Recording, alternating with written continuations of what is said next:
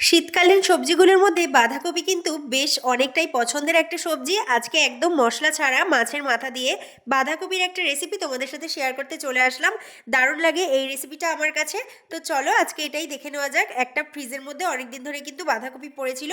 বাঁধাকপিটাকে ভালো করে কুচো করে আগে কেটে নিয়েছিলাম। এরপর কড়াইতে আমি কিছুটা পরিমাণে মাছের মাথা ছিল, রুই মাছের মাথা, সেটাকে ভালো করে ফ্রাই করে নিলাম।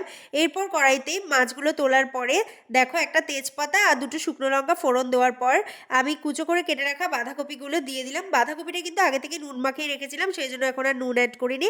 এর মধ্যে একটু হলুদ গুঁড়ো আর কয়েকটা কাঁচা লঙ্কা দিয়ে কফিটাকে ভালো করে ঢাকা দিয়ে একটু ভাপিয়ে নিলাম, মানে কিছুক্ষণ রান্না করে নিলাম। এরপর কিছুটা পরিমাণে টমেটো কুচি দিয়ে দিলাম, তারপরে দিয়ে দিলাম ভেজে রাখা আগে থেকে আলুগুলোকে দিয়ে আরও কিছুক্ষণ নাড়িয়ে নেব। নাড়িয়ে নেওয়ার পরে দিয়ে দিচ্ছি মাছের মাথাগুলো। ভালো করে বেশ কিছুক্ষণ নাড়িয়ে চাড়িয়ে নেওয়ার পর মাথাগুলো একটু ভেঙে চুড়ে দিয়ে তার মধ্যে দিয়ে দিলাম একটু চিনি। নামানোর সময় ঘি আর গরম মশলা দিলেই কিন্তু আজকের রেসিপি একদম রেডি।